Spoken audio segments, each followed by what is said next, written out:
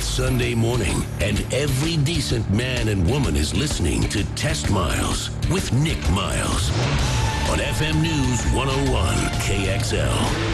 Buckle in. Well, happy Sunday morning. Time to talk cars for the next 60 minutes on your weekly automotive experience. I'm Nick Miles, and you're listening to the automotive radio show Test Miles, locally created, nationally celebrated. We've assembled a team of car freaks at Test Miles, and this is the part of the show when we test the team's knowledge of how much of the world of automotive they know. But first of all, let's introduce who's in the studio with you. Sean Walker, TV producer, radio producer, car and cat lover. What have you been up to this week, Mr. Walker? I really haven't been up to much. I went and saw Lewis Black. I've been trying to find the Fast and Furious 7 trailer, which finally came out. That's about it. Yeah, boring life. Clearly a car freak if that's your whole week trying to find the Fast and Furious 7 trailer. It looks nice. What cars are in it? Do you remember? There's a lot of cool cars. I have it posted on our Facebook page, too, if people want to go check it out. I did the hard work for everyone. Excellent. Go and find the Test Miles Facebook page. I think it's facebook.com/TestMilesLLC. You can see us right there. Also in the studio, Oli, the Viking Volvo seller. Oli, you have a beard, my friend. I do. Yeah, maybe just temporarily. I'll probably be gone by the end of the day. Well, when I say a beard, it looks like you haven't shaved for a week, so it's becoming a beard. You know, that's absolutely accurate. It's been a week since I've shaved. Actually, a little over. Last Friday, I think it was. You weren't here on last week's show. No, I called in. We were doing I was being a part of the Portland Urban Safari, which is a bunch of guys that get together, kind of. You dress up your cars as a theme, either safari. We went since we're taking the Volvo, we dressed up as like the soccer family. I figured that made sense. And then we just drive around like a lot of unimproved roads and things like that here in Portland. It's a lot of fun. I have an unimproved road at the end of my road, and they're actually saying now they're going to improve it. But is there a lot of unimproved roads in Portland? I believe there is. This is my first year doing it. We were over in Southeast, kind of in the Woodstock area. I think they've done it in North Portland, Northeast. The guys that put it together spent a lot of time figuring out a route, and it's like a lot of alleyways, and it's not, there was a guy who had an Audi station wagon or a Volkswagen Passat station wagon that was an all-wheel drive, and he was able to do the course. So I think it's just more people getting together and it's not too rough. No, that's what you're saying. It's not. What's the idea? Is it the idea that you navigate the potholes, or you go as fast as you can through the potholes and splash as much water up as you can? I think you want to splash a little bit of water. That's kind of fun, but it's just kind of you get together, you dress up, you drive around town, and I don't know. It was fun for me. It made sense. It was really hard to explain to my wife why this is going to be a fun event. Like, no, everyone's going to get in the car, we're going to dress up, and we're going to drive around town with a bunch of other people. So I'm looking at, the woman's point of view, you say to your wife, hey, we're going to drive around some of the worst roads in Portland and sit in the car for 2 or 3 hours. And then from your point of view, hey, let's go off-roading with a bunch of other guys in the city. It sounded like a waste of gas when I explained it to her, but I was pretty excited about it. It was a lot of fun. What was the selling point for her to say, all right, we'll do it? Kid time? Was that it? I don't know. It was a struggle to the end. She just probably got tired of you begging, like, yeah, maybe. Please. I'm like, but we can. I don't know. It'll be fun. Let's go. Come on. Was the payoff that she wanted? Did she want to do it again next year? Did she enjoy it once it was over? No. I don't know. I mean, the kids thought it was fun, especially at the beginning. They had the windows down.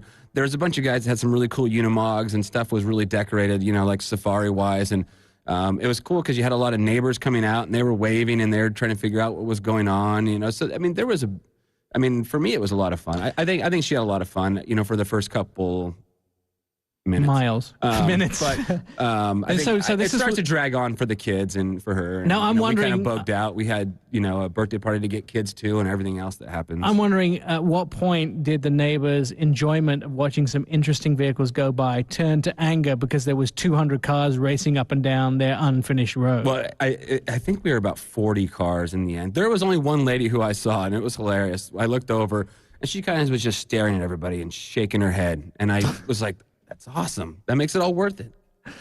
Well, to upset the neighborhood. Yeah, just one lady. Just one lady. All right, good. Jenya's also here, our intern. Jenya, what have you been doing this week? Halloween, eating candy, watching movies. Getting a sugar high.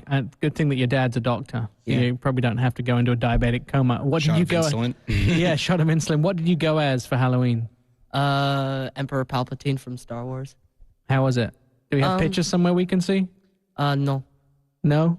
Did you have a fabulous costume?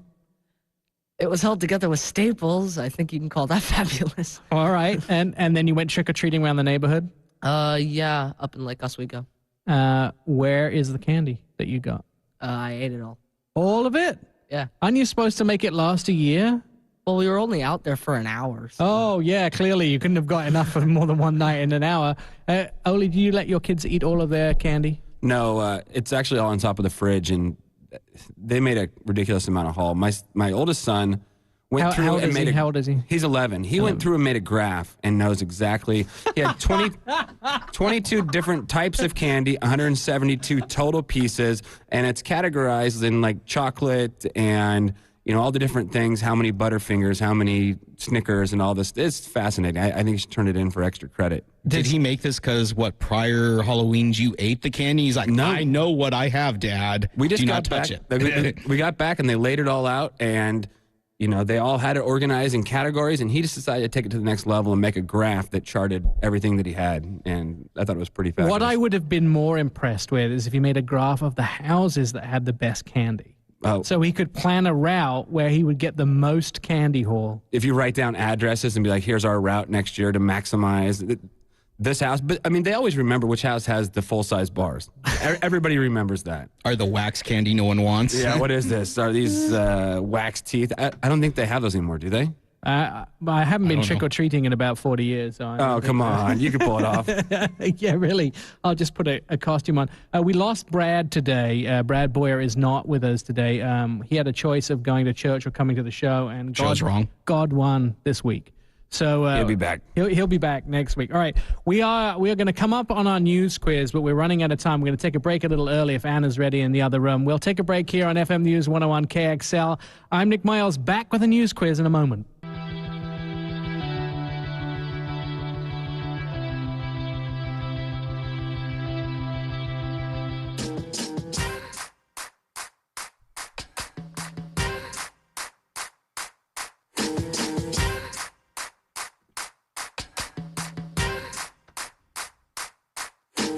Test Miles, like NASCAR, but with one right turn. TestMiles.com.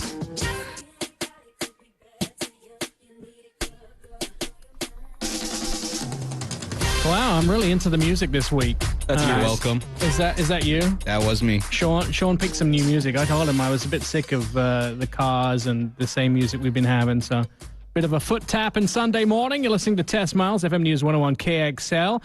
Recent podcasts are available at testmiles.com. Just click on the upper right-hand corner on the button that says Radio Podcast. Here's a fun fact you can impress your friends with. In 1927, the first traffic light was placed in Wolverhampton, England. And Brad was still blind, or old enough and blind where he couldn't see it. Yes, there you go. Poor Brad. How could you say that about my friend Brad Boyer when he's not in the studio today? Good day, Brad. Because he chose not to be here. God wants us to talk about cars. All right. That's why we're here. Time for the news quiz. Every week we like to test the knowledge of the crew in the studio and see how much they have been following automotive stories and see how up to date they are. So let's hope they have the answers to this week's question. Gentlemen's, ready's your buzzers. The first question is, who got fined $3.5 million for not submitting safety information on their vehicles? Ding. Are we doing an analog ding today? I am. My youngest has my buzzer. I notice there's a child in the corner of the studio. Yeah, he has my buzzer. Wait. Keeping him busy. Which child is this? This is Wyatt. Wyatt? He's a mini Viking. Hey, good morning. Yeah, he's a mini Viking. Mini Viking. He's Viking in training. Viking in training. He doesn't have a beard, though. No, not yet. How old is he?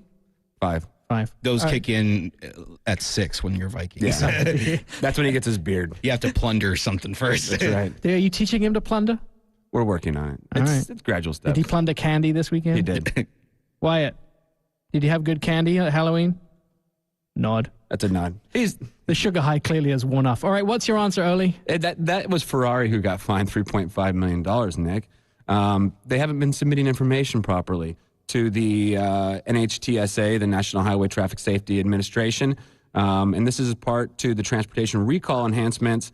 They need to report potential and actual safety issues. There was also 3 people that passed away in a Ferrari in the last 3 years, and this is information they feel that's important so they can prevent injuries and in the long run by addressing these issues. You know, it's kind of interesting because Ferrari is part of, obviously, the Fiat Chrysler Automotive, FCA as it's now known, and I'm surprised that that Chrysler wasn't all over them to make sure that happened. Right. I mean, 3.5 million is a lot. Obviously, it's like a car for them. It's actually probably the profit from about 10 cars. GM was fined $35 million for the issue with the ignition switches.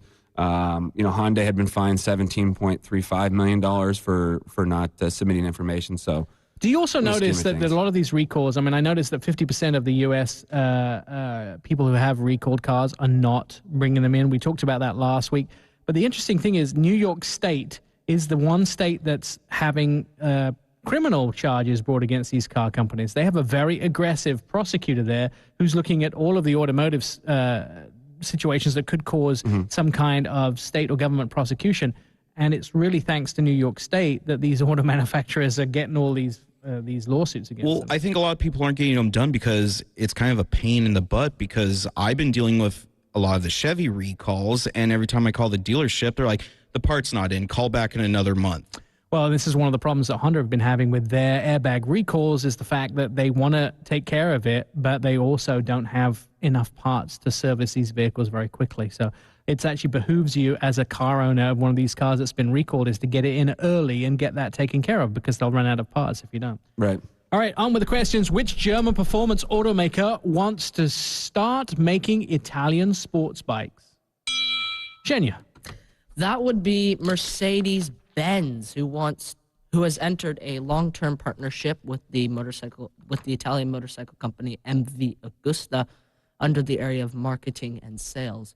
And this is the second time a German automotive company has entered a partnership with the motorcycle company. Audi did this with Ducati when they did the VW XL1 sports concept.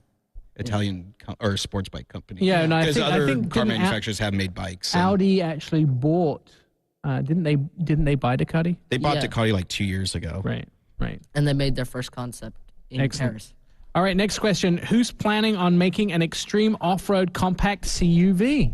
Ding! Analog Oli. Hello. That is Ford's working on one. They have a little EcoSport. They brought that out in Sao Paulo. I'm hoping to send that in Brazil on the show.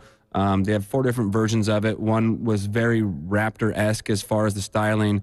They had 2 more they called Beauty and the Beast, with different kind of, obviously one was more luxury, one was another, and they're going to run the 1.6 EcoBoost. They had like a rescue version as well. So they had 4 different versions of this, and it's actually pretty appealing. I think it's a pretty cool looking car, and the idea to have kind of a small little off-road that gets, good gas mileage. Let me ask a question, Sean. Is there any way in the next few minutes you could post some pictures of that on our Facebook page? I will post a picture of it, but like when he's saying Beauty and the Beast, there is nothing beauty about that car. I know. That car is the ugliest thing I've ever seen. So pre-show, you guys were actually talking a bit, and this is a bit about this new EcoSport vehicle, and it's, again, not available in the United States at this point, but both Genya and Sean really hated it. How do you feel about it?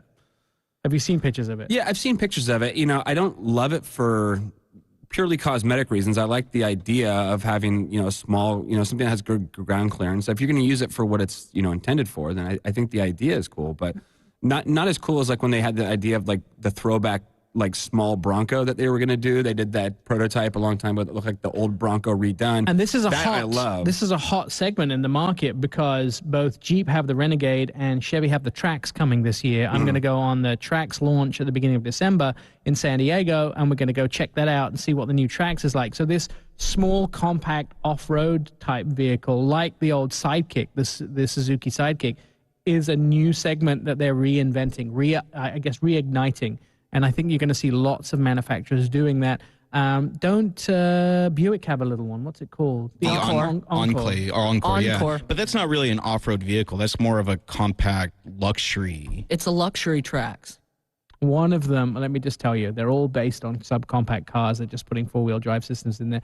What was the name of the little Suzuki one? Sidekick? Samurai. No. The SX4. No, yeah, SX4. Yeah. The SX4, they couldn't make it work. It was too heavy, had bad fuel economy. Well, and that was also The being with engine's the on- ugly stick as well. I mean, it was just a car with a bubble on it. The SX4 was really Oh, slow. no, not the XS4. I'm thinking of the one back in the 90s. Are you talking about the Samurai? Remember the one that was, it was like a car The Eagle. lifted, and it was just a bubble. The AMC Eagle? I'll have to Google that here in a second, but it was the ugliest car. There's a lot of ugly cars, I think, out there. Well, this one ranks in the top 10. All right. One day we'll do a show about the ugliest car. All right, let's move on with the news quiz. The next question in this morning's news quiz: which off-road company is planning on making an all-electric vehicle that will compete with Tesla?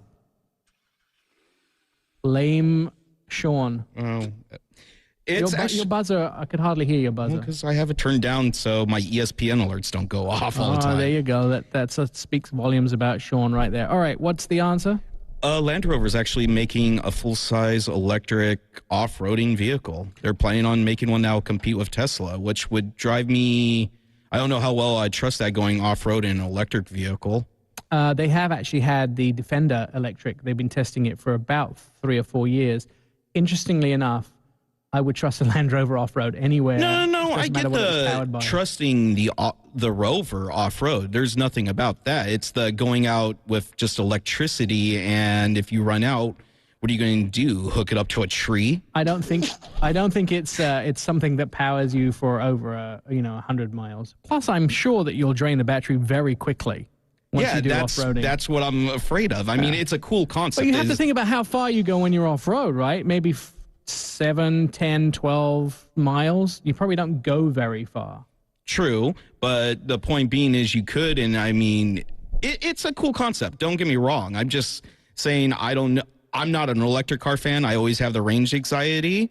So I would extremely have it going off-road. The torque would be unbelievable. All right, let's rush through some of these questions. Who is planning on bringing a compact-sized truck to the United States? No one? Jenya. That would be Ram with their 700 pickup truck, which is being sold in Canada and Mexico, I believe. It's basically a Fiat Strada with a Ram badge on it, and it's going to be coming to America, and I think what they're going to do is they're going to facelift it like they've done with previous Rams, and they're going to call it the Dakota.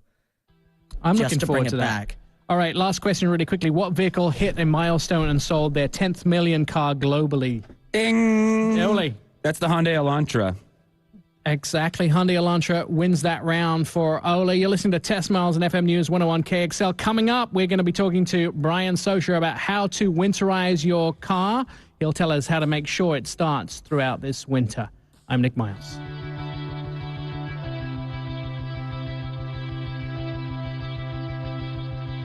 Favorite us, tweet us, friend us, love us, all at testmiles.com. Sunday morning on FM News 101 KXL. This is Test Miles, Portland's automotive radio show at testmiles.com. Try and follow us on Facebook. You can go there right now. Sean has put up a picture of this brand new Ford EcoSport Raptor, which to me looks like a Ford Fiesta that's jacked up on steroids. And beat with the ugly stick. I don't think it's ugly. And Oli, you don't think it's ugly either, do you? No, I don't have an issue with it. I think you have to appreciate it for what it is. It went off-roading in the ugly forest and hit every tree going in. Don't make me start on you, Sean, because you know I will. Here's a fun fact you can impress your friends with. The first motor racing circuit, called Brooklands, was built in Weybridge, Surrey, in England in 1907. And again, Brad was there at the very first race. Brad Boyer not in the studio today. The whole team's here, and changing climates don't just affect you. They also affect your car. In regions that don't enjoy mild winters, you wouldn't dream of heading outside without a heavy coat in the wind or the chill, and the temperatures go below freezing. You don't expect your car to function properly without some attention this winter as well. Here to advise us on how to get through the cold with less fuss is our in-house mechanical expert, Brian Socher from Certified Automotive Repair in Salem. Brian, let's talk about some things that people do to winterize their car. First question for you is, do people actually bring their cars into the shop to winterize them, or do they just look for free advice because everyone's cheap? A little of both. Everybody always wants free advice.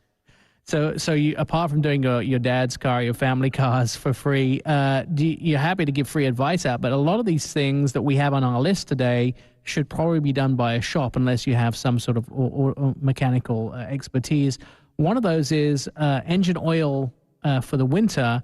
Are you going to change your oil for the winter for your vehicle, or does the oil I have in it all year round work? It really depends on the climate you're in. If you live in a extremely cold climate, say Alaska, you probably want to use something that's a little bit different. Better for the cold. Right, I mean, because I don't particularly. I mean, I'm horrible about. I've never winterized my car. I'm the sort of guy that leaves everything until the last minute. Mm-hmm. So I would never dream of finding out what kind of engine oil. But unless we're expecting a cold winter, and I think like 2 years ago we had a winter there that we were below freezing for a couple of weeks there. But normally in this climate in the Portland area, you need to check that you don't have bad engine oil, but you wouldn't really change it for the winter, right? Not necessarily. Unless we're going to have a bad winter. Yes. All right. Let's talk about engine coolant, because I know this is a big one.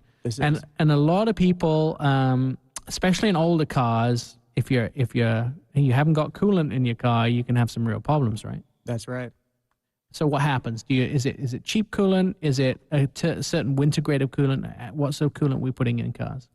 Well, the coolant that we put in cars is rated at a minus 34 degrees always. And obviously in the summertime, you can do a 50-50 mix, water and 50% coolant. But, in the wintertime, you want to keep, we usually run them full on coolant.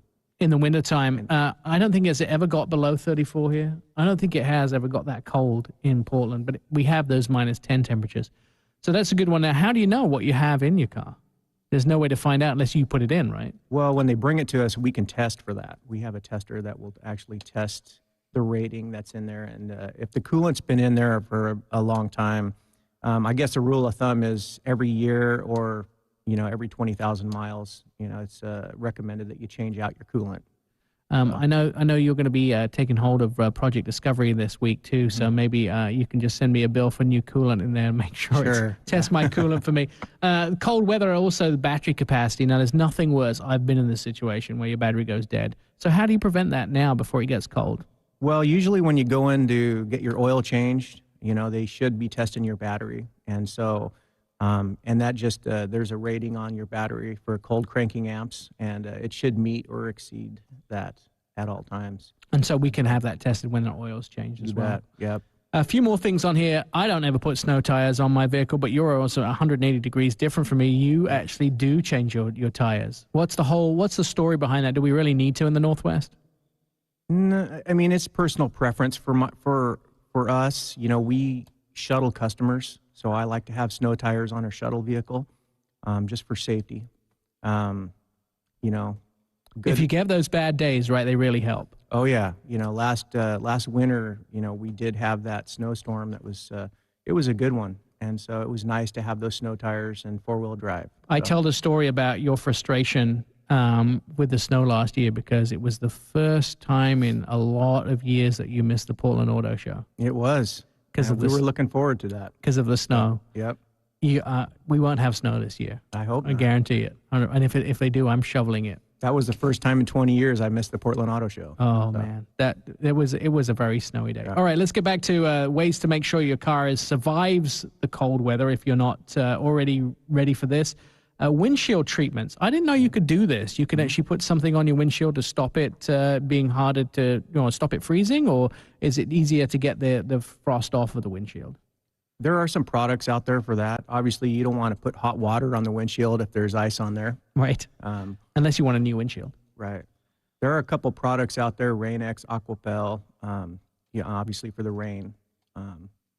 But there is a few products out there to de-ice the windshield. I noticed there's some comes in a spray can sometimes that you can use on the windshield. Does that work? It does work, and it's actually really good for your door locks. Because your door locks. That was the next thing on my list, frozen door locks. That's a big deal. There's nothing worse. And if you don't have hot water available or a hairdryer that reaches out to the driveway, you need to put something on it. So what can you do to stop them freezing? Well, if you just keep that product in your car, it's good to have with a kit, which would bring me to my next thing is having a good emergency kit in your car, which would, blanket, flares, first aid kit, One of the jumper things, cables. and maybe a snow shovel. We have snow shovel, and we put things like that in our car because we obviously have the Land Rover, and we get out and do that.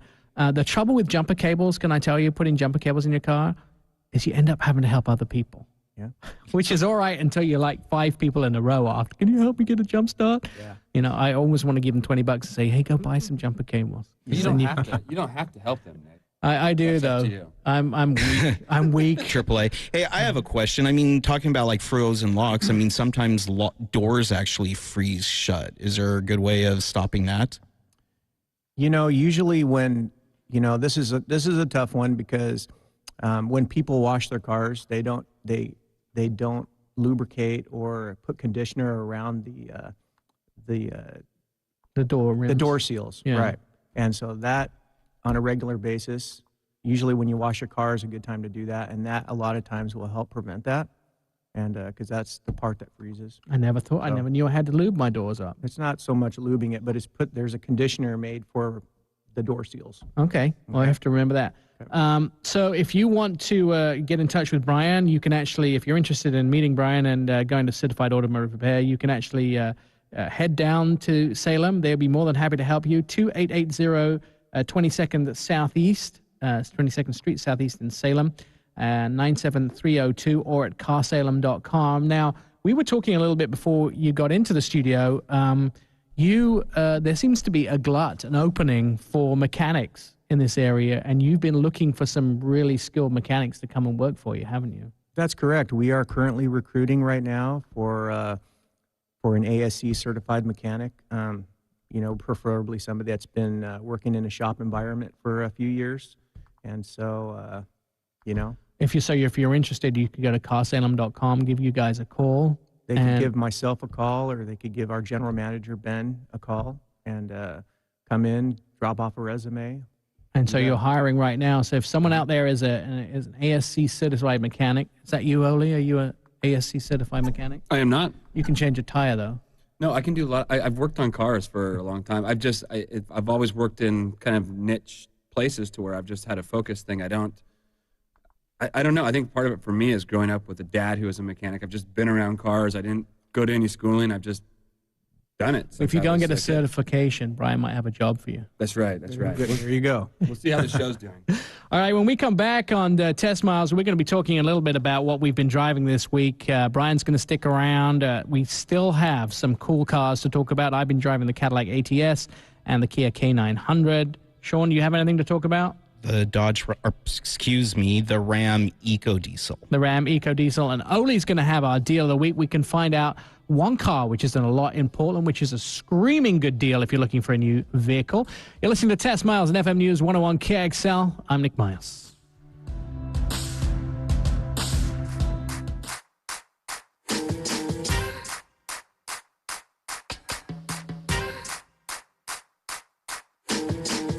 Test Miles, like NASCAR, but with one right turn.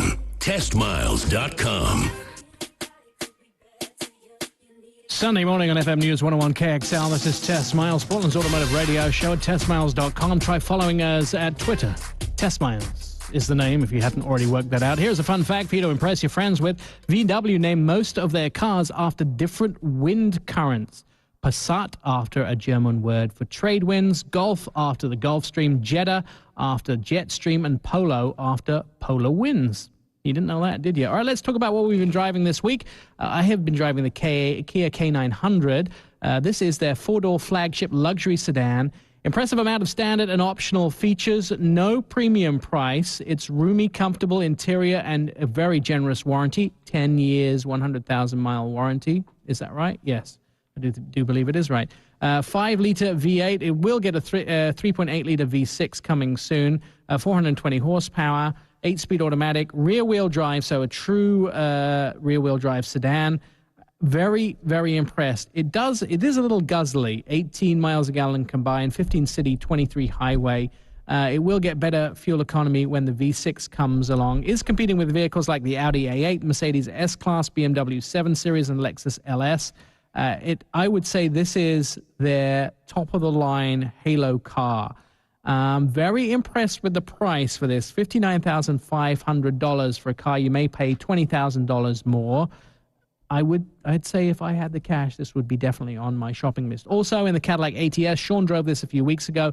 4-door luxury sports sedan, fun to drive characteristics. I do feel a little bit like the 2-liter turbo, the 2.5-liter is a bit underpowered. The V6 is necessary. 6-speed automatic, 6-speed manual, your choices. It does come in an all-wheel drive. Around 25 miles a gallon combined for the 2.5 and about 23 miles combined for the 2-liter turbo. It competes with BMW's 3 Series, Mercedes C-Class, Audi A4, and the IS. $33,215. There are some things about this, I think, that Cadillac, they need to shape their design up a bit. It was very impressive when their new Cadillac very sharp angle design came out a few years ago, but it needs a bit of a refresh now. Where do you go with the sharp angle design? Sean? Just on another subject, I saw a Cadillac XLR yesterday, and I love that car. I wish they still had that one around. It was a very, very good-looking vehicle. I love that thing. I wish they kept that car around because I think with their lines today and the new badge, it would look awesome. Anyways, I was driving the 2014 Ram EcoDiesel 1500, and this is my favorite car and truck, anything. I've been driving it. I don't want to give it up, and I'm actually contemplating on buying it. I filled it up, $80 to fill up, and I got 530 miles on a single tank of fuel, which I love because I had a 2000 Dodge Dakota with a 4.6 Hemi, $80. Luckily, if I got 240 miles out of that thing. 8-speed transmission, 240 horsepower. I love everything about this truck. It can tow up to 9,200 pounds. The only thing I don't like, and I love it, but it's just, you lose room in your bed, is the Ram box. I like the Ram box because it's storage and it's a cooler, has a plug so you can put ice or anything in it, but you do lose the space in the bed because where your wheel wells are, it's just a big solid box. I would tell you, I think the Ram box is the best idea in the truck. No. One of those things. My point about the truck I don't like is it doesn't have that many power outlets in it. Yeah, and that's the thing is I do like the Ram box. I like the concept of it. It's just, you have to weigh the options if you really need the Ram box or you need the space in your bed. Excellent. Well done, Sean. Oli, deal of the week? I got a 2011. Oh, this is presented by DLR Nordic. 2011 Volvo C30. This is an R-Design model.